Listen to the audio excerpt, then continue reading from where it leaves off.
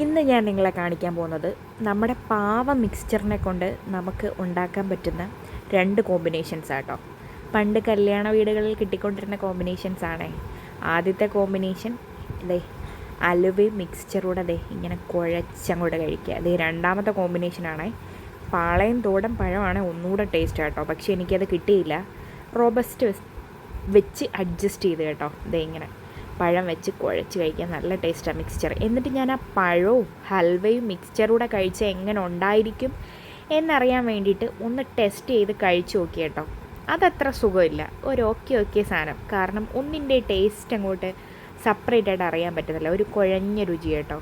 ഇങ്ങനെ മിക്സ്ചറും പഴവും കൂടി മാത്രം കഴിക്കാനും അതുപോലെ ഹൽവയും പഴവും കൂടെ മാത്രം കഴിക്കാനും കേട്ടോ ടേസ്റ്റ്. എന്നെപ്പോലെ നിങ്ങളും ഇതുപോലൊക്കെ കഴിക്കാറുണ്ടോ? ഉണ്ടെങ്കിൽ തീർച്ചയായിട്ടും കമൻറ്റ് ചെയ്യുക കേട്ടോ. ഈ മിക്സ്ചർ ഹൽവ ഒരു പഴയ ഓർമ്മയല്ലേ. അപ്പം ദേ നിങ്ങൾക്കായിട്ട് ഇന്ന് എൻ്റെ വീഡിയോ ഇതാണ് കേട്ടോ. ദേ കഴിച്ചും കൂടി കൊതിപ്പിക്കുന്നുണ്ട്. ഇനി കഴിക്കുന്ന കാണിച്ചില്ല എന്ന് വേണ്ട. അർദ്ധരാത്രിയിലിരുന്ന കേട്ടോ ഇത് കഴിക്കുന്നത്. ഗോക്കപ്പന് പാലൊക്കെ കൊടുത്തു കഴിഞ്ഞപ്പോഴത്തേക്ക് എനിക്ക് ഭയങ്കരമായിട്ട് വിശക്കാൻ തുടങ്ങി.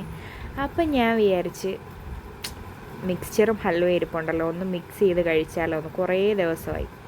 അത് ദാ നിങ്ങളുടെ മുന്നിലും എത്തിച്ചേ.